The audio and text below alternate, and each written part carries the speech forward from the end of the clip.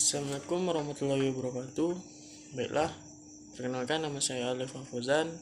Saya akan memberikan sedikit pengertian tentang statika.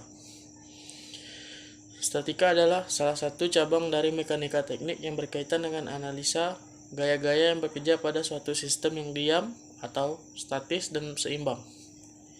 Gaya-gaya yang dimaksud di sini pada umumnya termasuk gaya itu sendiri dan juga momen. Pada statika, sistem struktur diidealisasikan atau dianggap sangat kaku sehingga pengaruh dari lendukan tidak diperhatikan. Struktur yang dipelajari juga merupakan gabungan dari komponen-komponen yang menahan gaya desak tarik dan atau momen sehingga dapat mencapai kesetimbangan.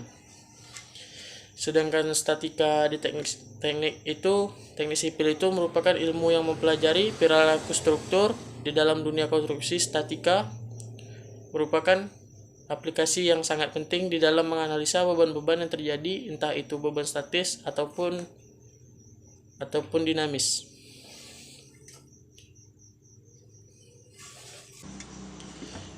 Dan juga ilmu statika umumnya berupa salah satu mata kuliah bidang teknik pertama yang diberikan di level universitas. Prinsip-prinsip yang dipelajari dalam statika cukup mendasar dan mudah dipahami. Hanya memerlukan sedikit dari hukum-hukum fisika, mekanik, dan matematika dasar. Ilmu statika sangat penting dalam dunia teknik sipil karena suatu konstruksi atau proyek harus direncanakan supaya tetap dalam keadaan statis atau tidak bergerak.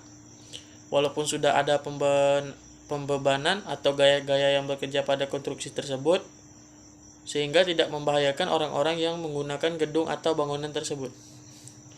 Pada mata kuliah statika, tipe-tipe konstruksi yang dipelajari disederhanakan terlebih dahulu dengan mengabaikan beberapa faktor seperti sifat bahan atau dimensi ketiga. Membicarakan statika mungkin tidak terlepas dari jenis-jenis gaya. Gaya adalah suatu sebab yang mengubah sesuatu benda dari keadaan diam menjadi bergerak atau dari keadaan bergerak menjadi diam. Dalam mekanika teknik, gaya dapat diartikan sebagai muatan yang bekerja pada struktur. Adapun tiga sifat gaya, yaitu mempunyai besaran, mempunyai arah, dan mempunyai titik tangkap. Gaya itu sendiri terbagi menjadi 4. Yang pertama, gaya kolinier, gaya-gaya yang garis kerjanya terletak pada suatu garis lurus, seperti yang bisa dilihat pada gambar.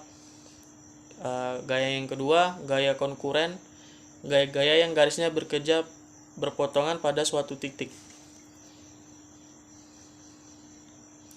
Yang ketiga, gaya koplanar, gaya yang bekerja terletak pada suatu bidang. Dan yang terakhir, gaya kopel, sepasang gaya yang bekerja pada suatu bidang datar dan berlawanan arah sehingga menimbulkan momen. Selain gaya, di dalam mekanikal terdapat pula istilah resultan gaya. Baiklah, mungkin hanya segitu yang bisa saya sampaikan.